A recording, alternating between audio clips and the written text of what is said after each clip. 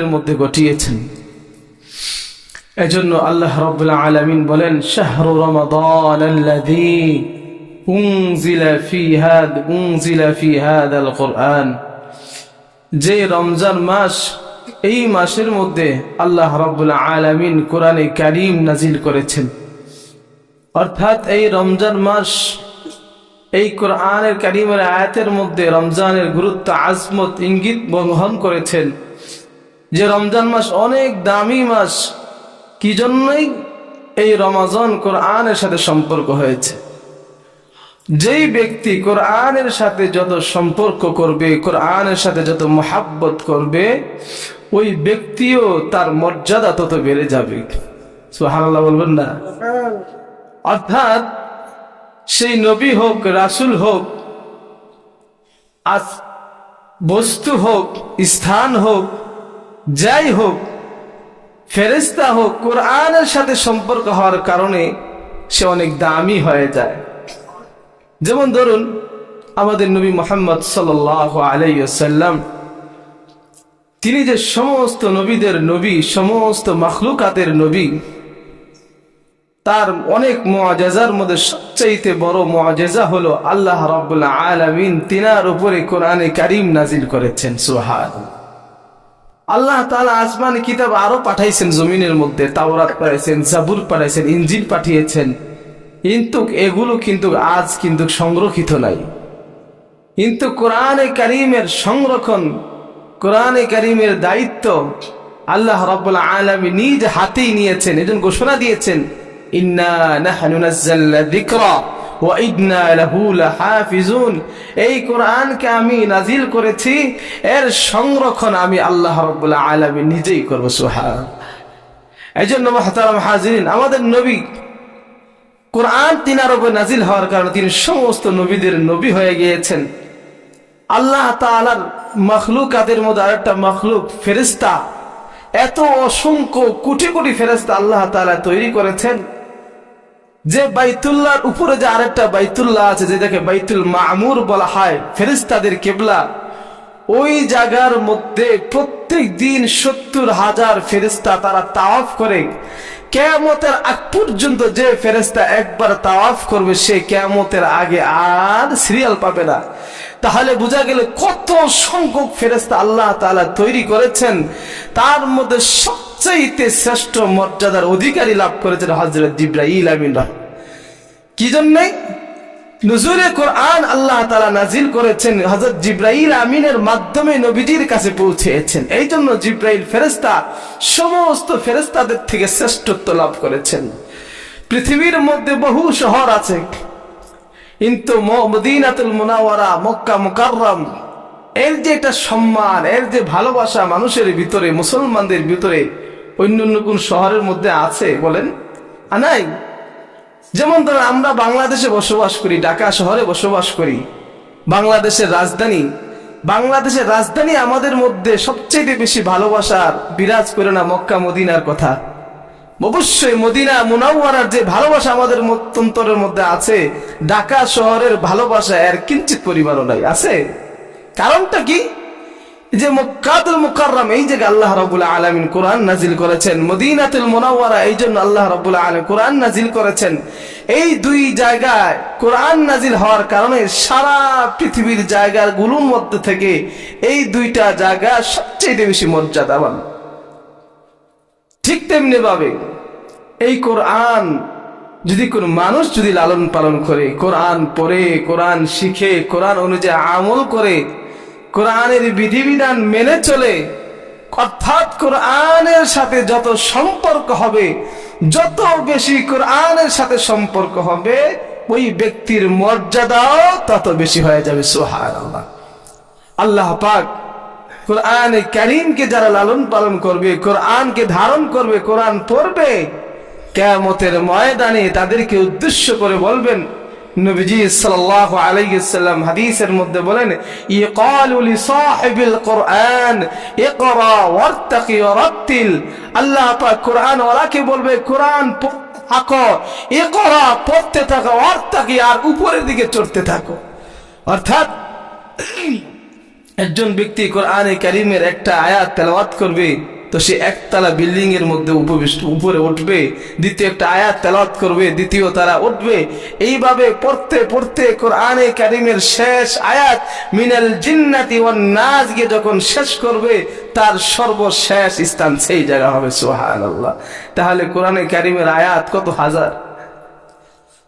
আল্লাহ রাসূল সাল্লাল্লাহু আলাইহি ওয়াসাল্লাম বলেন, ইকরা ওয়াত্তাকি ওয়ারাত্তিল কামা কুনতা তুরাত্তিল ফিদ দুনিয়া ফাইন্না মানজিলাকা ইনদা আখির আয়াতিন তাকরাহুয়া। বান্দা পড়তে থাকো আর উঠতে থাকো, সর্বশেষ স্থান ওই জায়গা হবে যে যেই আয়াতটা তুমি সর্বশেষ তেলাওয়াত করবা। সুবহানাল্লাহ। এই জন্য কোরআন আল্লাহ রাব্বুল আলামিন নাজিল করেছেন পড়ার জন্য। ইকরা, পড়ো, কোরআন পড়ো, কোরআন বুঝো, কোরআন অনুযায়ী চলো। আমাদের মধ্যে একটা ভুল ধারণা আছে যে কোরআন পড়লে হয়তো বুঝা যদি অর্থ সহকারে যদি পড়ি তাহলে সওয়াব হয়, না হলে সওয়াব হয় না। আসলে বিষয়টা এমন নয়। রাসূল কারীম সাল্লাল্লাহু আলাইহি ওয়াসাল্লাম হাদিসের মধ্যে বর্ণনা করেন, মান ক্বারাআ হারফাম মিন কিতাবিল্লাহ, কোরআনের কারীমের একটা হরফ কোন ব্যক্তি যদি তেলাওয়াত করে, ফালাহু বিহি হাসানাতুন, আল্লাহ তাআলা এক হরফের বিনিময়ে একটা নেকি দান করেন। সুবহানাল্লাহ। ওয়াল হাসানাতু বিআশরি আমসালিহা, আর এক নেকিকে আল্লাহ তাআলা বৃদ্ধি করতে করতে 10 নেকি পর্যন্ত পৌঁছান। আর এই 10 কোরআনের মধ্যে যদি কোরআন যদি রমজানের মধ্যে পড়ে তাহলে আল্লাহ তাআলা এই 10-এর সাথে আরো 70 যোগ করে দেন। সুবহানাল্লাহ। আল্লাহ রাসূল সাল্লাল্লাহু আলাইহি ওয়াসাল্লাম বলেন, মান ক্বারা হারফান মিন কিতাবিল্লাহি ফালাহু বিহি হাসানাতুন ওয়াল হাসানাতু বিআশরি আমসালিহা ولا قولوا ألف لام ميم ولكن ألف حرف ولام حرف وميم حرف। আল্লাহ রাসূল সাল্লাল্লাহু আলাইহি ওয়াসাল্লাম বলেন, বান্দা তুমি এটা মনে করবা না যে আলিফ লাম মিম তুমি পড়বা আর এক হরফের বিনিময়ে সওয়াব পাবা। আল্লাহ নবী বলেন, আলিফ একটা হরফ, লাম একটা হরফ, মিম একটা হরফ, অর্থাৎ এক এক হরফের বিনিময়ে আল্লাহ রাব্বুল আলামিন তোমাকে 10টা নেকি দান করবেন। সুবহানাল্লাহ। এই কোরআনকে আমাদেরকে পড়ার জন্য যেমন নির্দেশ দিয়েছেন, সাথে সাথে আল্লাহ রাসূল সাল্লাল্লাহু আলাইহি সাল্লাম এই কথা বলেছেন যে কোরআন পড়বা তো কোরআন সহি শুদ্ধভাবে পড়বা, বিশুদ্ধ তেলাওয়াত করবা। কারণ বহু মানুষ এমন আছে কোরআন কারীম তেলাওয়াত করে ঠিক, কিন্তু এই কোরআন তাকে অভিশাপ দেয়। নাউজুবিল্লাহ।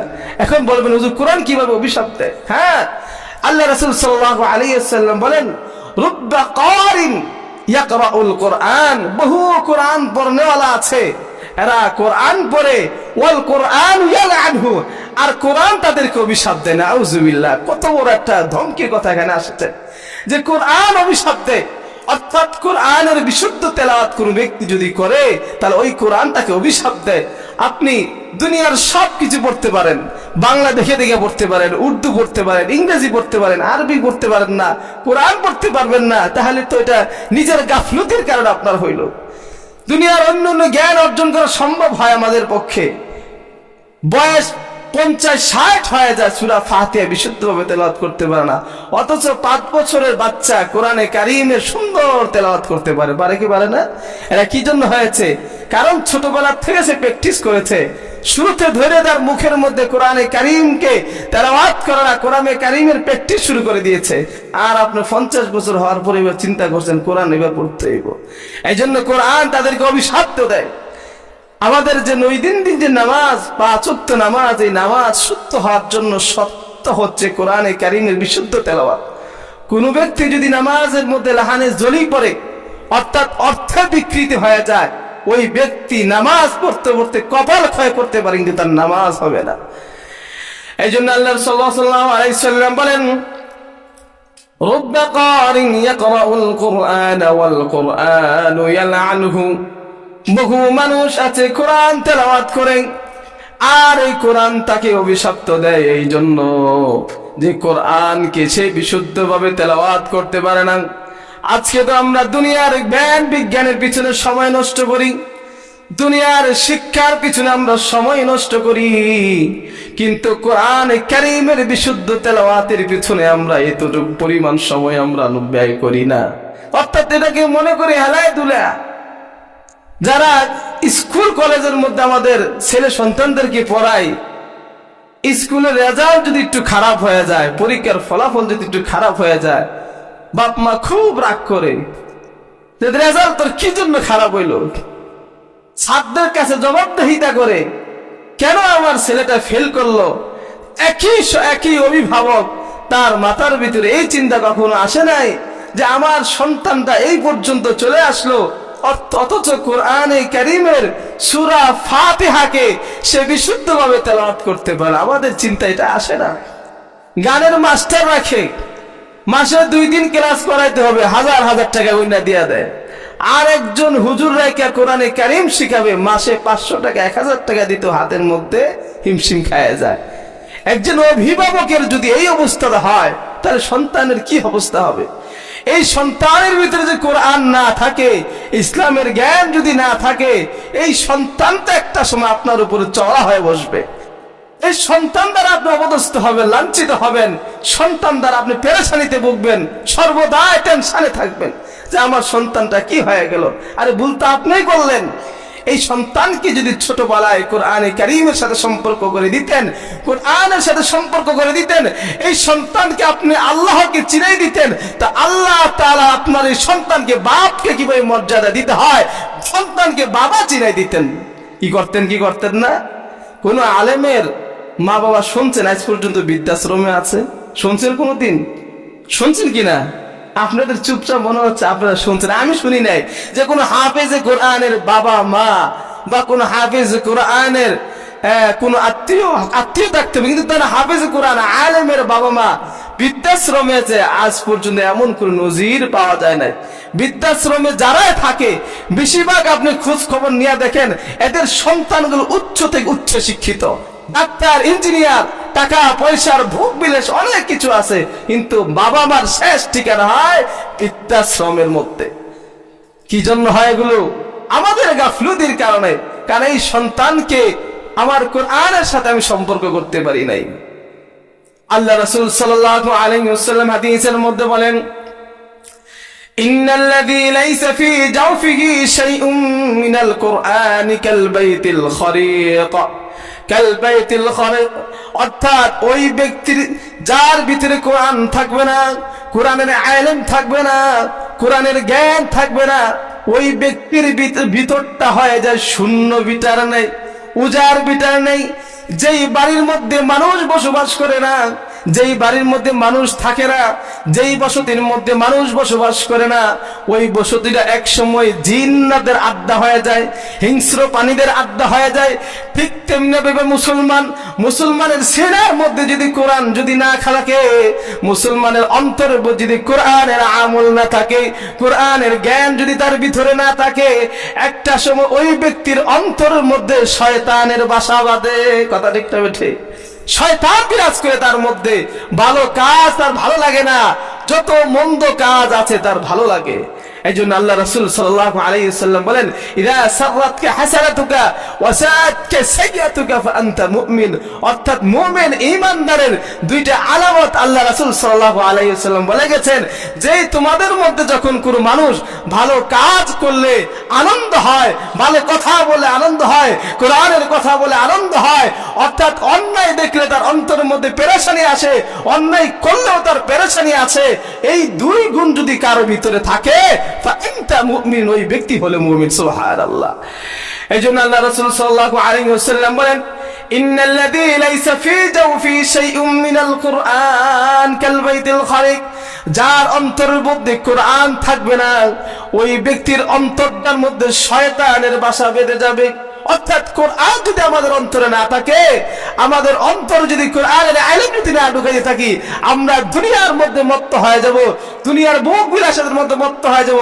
ভালো মন্দ পার্থক্য করার আমাদের জ্ঞান তখন আমাদের মধ্যে আর থাকবে না। অর্থাৎ দুনিয়া আর দুনিয়া, অর্থাৎ দুনিয়া যেটা আমাকে আমার চাকচিক্যে আমার চোখের মধ্যে ধরবে, এটাকে আমি ভালো মনে করব। এই জন্য কোরআনকে পড়তে হবে। বাইতুল্লাহর দিকে তাকাইলে যেমন সওয়াব হয়, মায়ের দিকে নেক দৃষ্টিতে তাকাইলে যেমন সওয়াব হয়, কোরআনের অক্ষর দিকে কেউ যদি তাকিয়ে থাকে, কোরআনের কালো অক্ষর দিকে কেউ যদি তাকিয়ে থাকে, তারপরও আল্লাহ তাআলা তাকে তাকানোর বিনিময়ে তাকে সওয়াব দান করবেন। সুবহানাল্লাহ। এমন ঘটনা এসেছে, আল্লামা আসাদ মাদানী রহমতুল্লাহ আলাইহি, হুসাইন আহমদ মাদানীর ছেলে, আওলাদে রাসূল, তিনি যদিও হিন্দুস্তানের ভাষায় উর্দু কথা বলেছেন, বাংলাদেশে একবার কোরআনে কারীমের ফজিলত বর্ণনা করতে গিয়ে একটা ওয়াকিয়া তিনি তার বয়ানের মধ্যে বলেছিলেন। তিনি বলেছিলেন, হিন্দুস্তানের মধ্যে অনেক বড় একটা বসতি, যেই বসতির মধ্যে শিক্ষিত কোনো মানুষ ছিল না। ওই বসতির মানুষগুলা সবগুলা ছিল মূর্খ। এরা কোরআন পড়তে পারতো না, কোরআন এর আমল ওরা করতে পারতো না। একটা মানুষকে কিভাবে জানাজা দিতে হয় ওই জানাজা দেওয়ার মতো লোক ওই গ্রামের মধ্যে ছিল না। একদিন হঠাৎ করে একজন বৃদ্ধ লোক মারা গেল। এবার বৃদ্ধ লোক মারা যাওয়ার পর গ্রামের মানুষ পেরেশান, কারণ তাদের মধ্যে জানাজা দেবে এমন কোনো মানুষ নাই। এবার গ্রামের মানুষেরা ওই বৃদ্ধ লোকটাকে গোসল দিয়া কাফন দাফন দিয়া রাস্তার মধ্যে নিয়ে এসেছে। পরামর্শ করেছে, আমরা তো জানাজা পড়তে পারি না, তাহলে রাস্তার মধ্যে গিয়া দাঁড়াই, যদি কোনো মানুষ পাই, কোনো আলেম পাই, কোনো দাড়িওয়ালা টুপিওয়ালা নেককার দিনদার মানুষ পাই, তার দ্বারা জানাজা করাই নিমু। এই জন্য মানুষ ওই লাশ নিয়ে রাস্তার মধ্যে চলে এসেছে। আসার পর কিছু দূর, কিছুক্ষণ যাওয়ার পরে একজন মানুষ আসলেন। ও ব্যক্তি আলেম না, তবে জানাজা নামাজ পড়াইতে পারে, এতটুকু আলেম তার ভিতরে আছে। লোকগুলা তাকে ঘিরে ধরে বলল, ভাই, আমাদের মধ্যে একজন মানুষ ছিল, মুরব্বী, বৃদ্ধ হয়ে গেছে, মারা গেছে। আমাদের এই বস্তির মধ্যে এমন কোনো মানুষ নাই তার জানাজাটা পড়বে। আপনি যদি তার জানাজা পড়াই দেন তাহলে আমরা তাকে দাফন করতে পারি, আর যদি জানাজা না পড়ান তাহলে আমাদের দিনের পর দিন এখানেই দাঁড়াই থাকতে হবে। অনেক পীড়াপিড়ির পর ওই লোকটা জানাজা নামাজ পড়াই দিলেন। জানাজা নামাজ শেষ হওয়ার পর এবার বললেন, ভাই, আপনি যদি জানাজা পড়াইছেন, আমাদেরকে কাফন যে আমরা পড়াইছি, কাফনটা ঠিক আছে কিনা একটু দেখেন। এবার দেখলেন না, ওইটাও ঠিক আছে। এবার বলেন, আমাদেরকে একটু কবরে নামানোর ব্যবস্থা কইরা দেন। ওই ব্যক্তি চিন্তা করলেন যে তোর জানাজা পড়াইছি, তাহলে দাফনটাও শেষ করে আসি। এবার দাফন যখন করালেন, করানোর পর অফিসে গেলেন, গিয়ে দেখলেন যে তার যে একটা আইডি কার্ড ছিল ওই কার্ডটা তার সাথে নাই। চিন্তা করে গেছে যে আইডি কার্ড আমার গেল কোথায়, বাসার থেকে নিয়ে বের হইলাম আইডি কার্ড নিয়ে, আইডি কার্ড গেল কোথায়। অফিসে অনেক খোঁজাখুঁজি করছে, রাস্তায় খোঁজাখুঁজি করছে, পায় না। এবার চিন্তা করলেন যে আমি যে তাকে দাফন করানোর জন্য, কবরে নামানোর জন্য আমি নিচু হয়েছিলাম, তখন মন আমার পকেট থেকে আইডি কার্ডটা পড়ে গেছে। এই চিন্তা করে উনি তখন এলাকার মানুষগুলাকে বললেন যে আমার এরকম একটা দুর্ঘটনা ঘটে গেছে, হয়তো কবরের ভিতরে আমার আইডি কার্ডটা পড়ে গেছে। এই আইডি কার্ড যদি না থাকে আমার সরকারি চাকরি থাকবে না, আপনারা একটু মেহরবানি করে আমাকে একটু এই আইডি কার্ডটা এখানে খুঁজে দেন। এলাকার মানুষ তার আবদার রক্ষা করার জন্য কবর খনন করলেন। কবর যখন খনন করেন, সামান্য একটু যখন কবর থেকে একটু ছিদ্র আসলো, ওই ছিদ্র থেকে এত সুন্দর সুগন্ধি বের হয়েছে, পুরা এলাকা, পুরা বস্তি এলাকা, গ্রামে তারা সবাই আমন্ত্রিত। এত সুন্দর গ্রাম কোথায় থেকে আসলো? মানুষ দৌড়ে কবরস্থানে এসে দেখে ওই বুড়া ব্যক্তির কবর থেকে সুঘ্রাণ আসতেছে। ওই যে ব্যক্তি জানাজা পড়তেছে সে খবর নিল কোন আমলের জন্য আল্লাহ পাক তাকে এত মর্যাদা দিয়েছেন। দৌড়ে বাড়ির মধ্যে গেছেন, গিয়া দেখে বাড়ির মধ্যে কোনো মানুষ নাই, শুধু তার একটা মেয়ে আছে, আর কোনো আত্মীয় স্বজন নাই। ওই মেয়েকে বলল, মা গো, তোমার বাবা এমন কি আমল করত যে আমলের বদলায় আল্লাহ রাব্বুল আলামিন সমস্ত এলাকাবাসীর সামনে চমকাই দিচ্ছেন। ও মেয়ে বলতেছেন, আমার বাবা তেমন কোনো জানতেন না। আমার বাবা সারাদিন কাজকর্ম করতেন, সারাদিন কাজকর্ম শেষ করার পর রাতের বেলা কোরআনে কারিমকে খুলে খুলে তিনি কালো অক্ষরগুলোর মধ্যে হাত রেখে রেখে বলতেন, এ মেরি মাওলা কা ফরমান, এ মেরি মাওলা কা ফরমান। এই কথা বলতেন আর কান্না করতেন আর চোখের পানি ছেড়ে দিতেন। অর্থাৎ কোরআনে কারিমকে মহব্বত করার কারণে, কোরআনকে ভালোবাসার কারণে আল্লাহ রাব্বুল আলামিন মর্যাদায় আল্লাহ তাআলা তাকে উঁচু করে দিয়েছেন। সুবহানাল্লাহ। এজন্য মুহতারাম হাজিরিন, এই কোরআনকে যদি আমরা কবর নিয়ে যেতে পারি, কোরআনকে যদি আমরা মানতে পারি, কোরআনের সাথে যদি আমরা ভালোবাসা হৃদ্রতা পয়দা করতে পারি, কিয়ামতের ময়দানে এই কোরআন আপনাকে সুপারিশ করে টেনে টেনে আপনাকে জান্নাতে নিয়ে যাবে। আল্লাহ নবী সাল্লাল্লাহু আলাইহি ওয়াসাল্লাম বললেন, আল কোরআন শাফিউন মুশাফফাউন ওয়া মাহিলুল মুসাদ্দাকুন মান জাআলা আমামাহু কাদাহু ইলাল জান্নাহ। সুবহানাল্লাহ বলেন।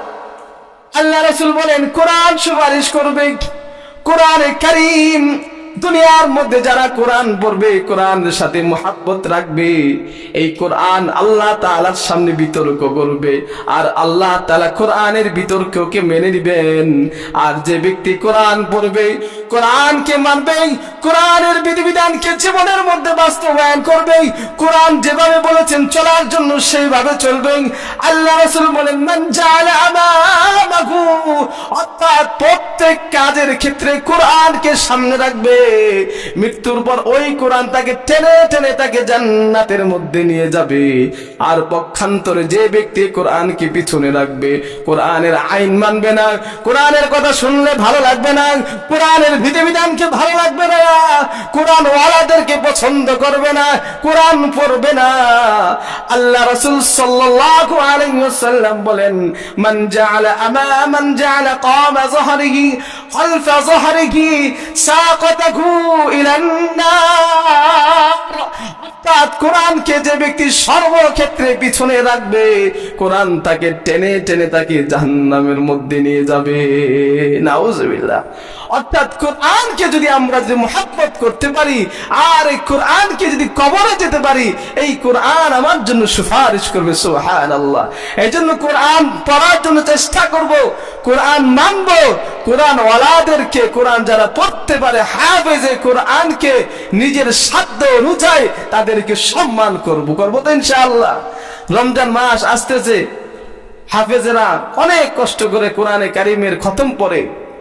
আমরা যারা তারাবি নামাজ পড়ি, আমরা এটাই অনেক কষ্ট মনে করি। আসলে একজন হাফেজ সাহেব যখন খতমে তারাবি পড়ায়, সারাদিন তো তেলাওয়াত করে, ইফতারের পর যতবার হাফেজ হোক, আকাশটা তার মাথার উপরে থাকে। থাকি কি থাকে না? হাফেজ সাহেবরা আসেনি আর নেই। আমি আজকে 15 বছর ধরে 2011 সাল থেকে তারাবি পড়ানো শুরু করছি, আজও পর্যন্ত আলহামদুলিল্লাহ পড়াইতেছি, কোনো সমস্যা হয় না। তারপরও মাগরিবের পর কোথাও যদি দাওয়াত থাকে, এটা করে যাওয়াটা আমার জন্য অসম্ভব হয়ে যায়, এটা মাথায় টেনশন থাকে। যখন নামাজ শেষ করি তখন মনে হয় যে আকাশটা মাথার থেকে উঠে গেছে, এতটা পেরেশানি থাকে।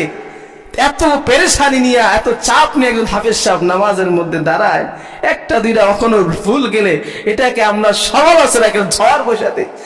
আরে আল্লাহ পাক তো কোরআন আমাদের জন্য সহজ করে দিয়েছেন। আল্লাহ পাক তো কোরআন আসমানকে দিয়েছিলেন, ইন্না আরাদনাল আমানাতা আলাস সামাওয়াতি ওয়াল আরদ। এই আমানত হিসেবে কোরআনকে আল্লাহ তাআলা আসমানকে দিতে চেয়েছেন, জমিনকে দিতে চেয়েছেন, পাহাড়কে দিতে চেয়েছেন। প্রত্যেকটা মাখলুক তারা এই কোরআনকে বহন করতে অস্বীকৃতি জানিয়েছেন, কিন্তু আল্লাহ তাআলা মানুষকে কোরআন দিয়েছেন, সহজ করে দিয়েছেন। এই কোরআন পর যখন আল্লাহ রাসূল সাল্লাল্লাহু আলাইহি সাল্লাম নাজিল হয়েছিলেন, নবীজি ঘামে পুরো শরীর ভিজে গিয়েছিলেন। এই জন্য কোরআনে কারীমকে আমরা মুহাব্বত করব, কোরআনকে ভালোবাসবো, কিন্তু কখনো কোরআনকে আমরা অমূল্যায়ন করব না, কোরআন ওয়ালাদেরকে অমূল্যায়ন করব না, কোরআন যারা পড়ে তাদের দিকে আমরা বাঁকা চোখে তাকাবো না।